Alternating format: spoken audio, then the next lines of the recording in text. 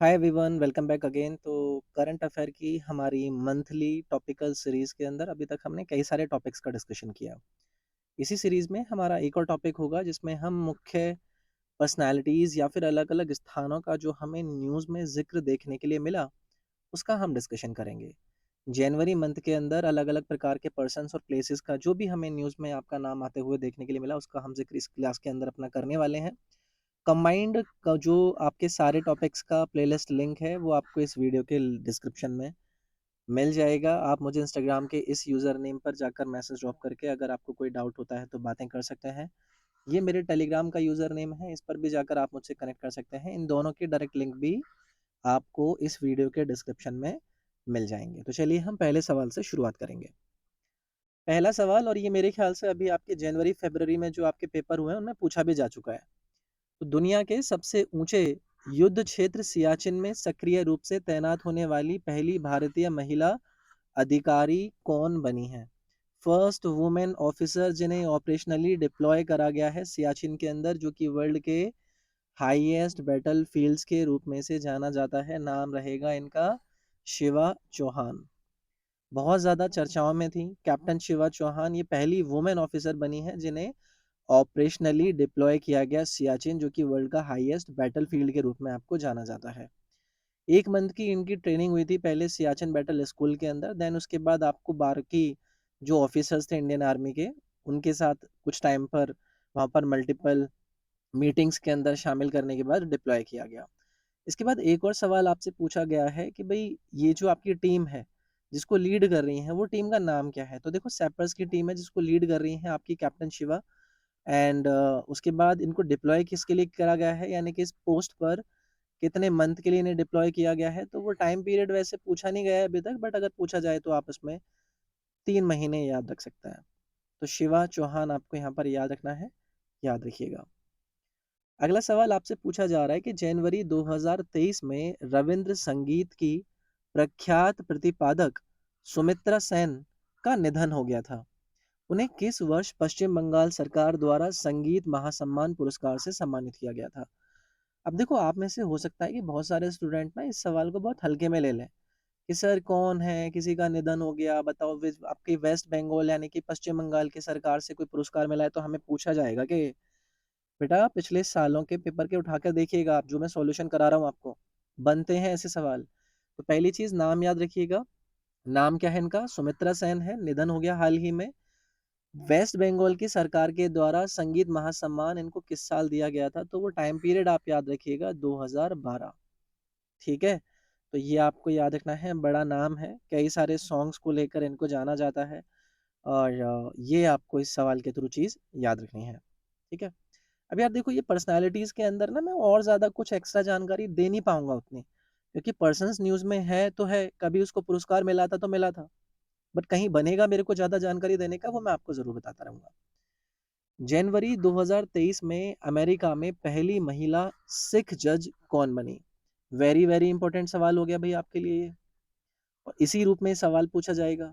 सिख जज के रूप में यूएस के अंदर जनवरी 2023 के अंदर पहली महिला कौन बनी है?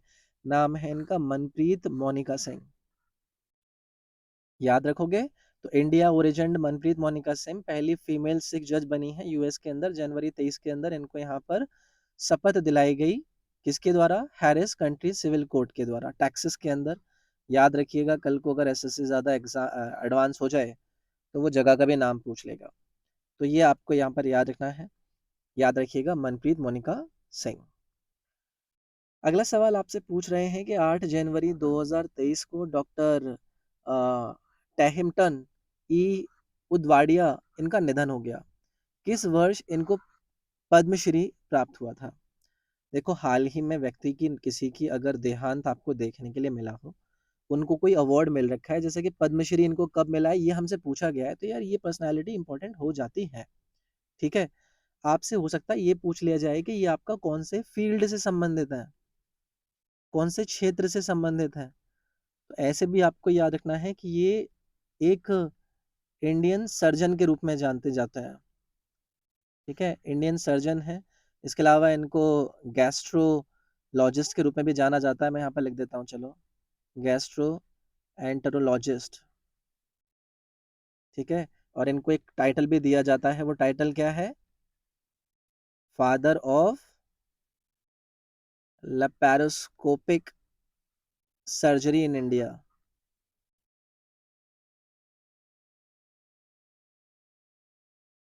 ठीक है, अब देखो ये टाइटल आपको देकर दे दिया जाएगा कि बताओ ये किसको है, तो आप में से आधे लोग सोचोगे कि यार अब तो ये कई सारे फादर भी याद रखने पड़ेंगे, लेकिन ऐसा नहीं है, ये चर्चाओं में रहते हैं। 2006 के अंदर इनको पद्मश्री अवार्ड भी दिया गया था, तो इसलिए हमें ये और एक्स्ट्रा चीज़ें जानने की देखो यार ज़रूरत पड़ती है। तो 1972 के टाइम पर इनके द्वारा ये एक पहले ऐसे व्यक्ति थे जिन्होंने ये सर्जरी करी थी, जिसे लैप्रोस्कोपिक सर्जरी के नाम से जाना जाता है। तो ये आपको याद रखना है, ठीक है। अगला सवाल देखो आपसे क्या पूछ रहे हैं। आपने गैरेथ बेल के बारे में तो सुना होगा। 9 जनवरी 2023 को इन्होंने संन्यास लेने की घोषणा करी। वो किस खेल से आपके जुड़े हुए हैं? जितने भी फुटबॉल के प्रेमी हैं उन सभी को पता होगा आपके गैरेथ बेल के बारे में। तो इन्होंने अनाउंसमेंट कर दी कि भाई मैं रिटायर हो रहा हूँ आपके इंटरनेशनल फुटबॉल से। और इनको लेकर आपको याद रखना है किस टीम को लेकर खेलते हैं। तो यूनाइटेड किंगडम में आपको वेल्स कंट्री का नाम आपने सुना होगा, तो वेल्स से ये खेलते हैं। और रियल मैड्रिड के बारे में तो आपने सुना ही होगा। रियल मैड्रिड जिसमें पहले क्रिस्टियानो रोनाल्डो खेलता था, तो उससे भी आपका एसोसिएटेड रहे हैं। यूरोपियन चैंपियनशिप लीग के अंदर इन्होंने वेल्स को कैप्टनशिप भी किया है, तो बड़ा नाम है, फुटबॉल से संबंधित है। यही सवाल आपका बन सकता है। अगला सवाल आपसे पूछा जा रहा है, लीसा मैरी प्रेस्ले का 12 जनवरी 2023 को निधन हो गया। किस क्षेत्र से ये संबंधित थी? आप समझ रहे हो? तो आपका किसी भी ऐसी बड़ी पर्सनालिटी का अगर कभी भी कोई भी नाम आपको मार्केट के अंदर देखने के लिए मिला करे, तो समझ जाना कि आपके पेपर के अंदर वो सवाल आपका इंपॉर्टेंट हो चुका है, ठीक है। तो लीसा मैरी प्रेस्ले इनका नाम है, और ये म्यूजिशियन के रूप में आपकी काफ़ी फेमस रही हैं। और only daughter of rock and roll legend जिनका नाम क्या है? एल्विस का नाम आपने सुना है? एल्विस प्रेस्ले एक बहुत बड़ा नाम है, इनकी बेटी हैं ये, ठीक है। नाम क्या है इनका? Lisa Marie Presley. तो इनका यू नो निधन हो गया था, ये आपको यहाँ पर याद रखना है। अगला सवाल आपसे पूछा जा रहा है, जीना लोलो ब्रिगेडा का जनवरी 2023 में निधन हो गया, ये कौन से देश से संबंधित है? नाम क्या है? जीना लोलो ब्रिगेडा। शी पास्ड अवे इन 2023 जनवरी। आपका कौन से देश से आपकी संबंधित है? तो देखिए इटली के फिल्म इंडस्ट्री का एक बहुत बड़ा नाम है, ठीक है। इटली फिल्म लेजेंड आप इन्हें बोल दीजिएगा, ठीक है, बहुत बड़ा नाम है। और इनका निधन हो गया इटली के अंदर, ये आपको याद रखिएगा। इसके अलावा इन्होंने कई सारी मूवी भी करी हैं, जैसे कि the most beautiful women in the world नामक एक इन्होंने बहुत इंपॉर्टेंट एक इंटरनेशनल स्टारडम कमाया, ठीक है, अपनी मूवीज़ के बाद। तो इटली से संबंधित है, इतना आप यहाँ पर याद रख सकते हैं। अगला सवाल पूछा जा रहा है, अरुणा मिलर 19 जनवरी 2023 को संयुक्त राज्य अमेरिका के किस राज्य के लेफ्टिनेंट गवर्नर के रूप में शपथ लेने वाली पहली भारतीय अमेरिका राजनीतिक बन गई हैं? ये भी इंपॉर्टेंट हो गया। यूएसए के अंदर 19 जनवरी 2023 के कौन से स्टेट के अंदर लेफ्टिनेंट गवर्नर के पद पर शपथ लेने के लिए इनका पहली अमेरिकन पॉलिटिशियन का इन्होंने यहाँ पर ये दर्जा हासिल किया है? नाम है इनका, मतलब कौन सा राज्य था? ये था आपका मैरीलैंड। कल को हो सकता है नाम पूछ ले जाए, तो नाम में अरुणा मिलर भी याद रखिएगा, ठीक है। मैं यहाँ पर भी लिख देता हूँ कि अगर इन्होंने नाम पूछ लिया कि बताइए कि कौन है जिन्होंने अमेरिका के लेफ्टिनेंट गवर्नर मैरीलैंड के अंदर शपथ ली है एज अ पॉलिटिशियन, तो मैरीलैंड वो जगह हो जाएगी, अरुणा मिलर इनका नाम हो जाएगा। अगला सवाल देखो आपसे क्या पूछा जा रहा है कि यूनेस्को विश्व विरासत स्थल के दर्जे के लिए सांस्कृतिक श्रेणी में चराइदेव मोदाइसम को भारत की ओर से नामित किया गया। साइट किस राज्य में आपका स्थित है? मैं दोबारा से बोलता हूँ, ये एक नाम है। नाम क्या है इसका? चराइदेव मोइदमस। इंडियाज नॉमिनेशन यूनेस्को की वर्ल्ड हेरिटेज साइट के स्टेटस के लिए गया है। ये साइट आपकी कौन से राज्य के अंदर लोकेटेड है? नाम हमने जान लिया है, UNESCO world heritage site status को लेकर इसका नॉमिनेशन जाना है, और ये आपके स्थित है असम राज्य के अंदर, ठीक है, याद रखोगे। तो ये मेडिवल टाइम के आपके थाई अहोम्स, मैं यहाँ पर लिख देता हूँ, थाई अहोम्स से रिलेटेड है, ये एक चीज़ याद रखनी है। अब अहोम डायनेस्टी के बारे में आपने पढ़ा है। अहोम डायनेस्टी, अहोम किंगडम असम के अंदर आपकी संबंधित है। जो कि 598 ईयर्स नियरली हमारे देश के अंदर आपको देखने के लिए मिली थी। बहुत बड़ा उनका नाम है। बर्मीज़ इन्वेजन ऑफ असम को लेकर भी इस डायनेस्टी का आप इन्वॉल्वमेंट देखते हैं। अगर मैं यार आपसे यूनेस्को वर्ल्ड हेरिटेज साइट्स की बात करूँ, तो देखो एक वर्ल्ड हेरिटेज साइट प्लेस हम उसकी बात करते हैं जो कि यूनेस्को के अंदर ये आपका दर्ज कर रही होती है, उसकी कल्चरल और फिजिकल सिग्निफिकेंस को लेकर। तो ये आपको याद रखना है। आगे बढ़ते हैं। ये आपका ये इंपॉर्टेंट पर्सन्स और प्लेसेस वाले आपके जनवरी 2023 के न्यूज़ का अंतिम सवाल है। प्रभावेन शोभक चंद शाह 18 जनवरी 2023 को इनका निधन हो गया। इन्हें किस वर्ष पद्मश्री से सम्मानित किया गया था? नाम क्या है? प्रभाबेन शोभा चंद शाह। निधन हो गया 18 जनवरी 2023 को। इनको पद्मश्री दिया गया कौन से साल? तो देखो करेक्ट आंसर रहेगा 2022 में इनको पद्मश्री मिला था। ठीक है।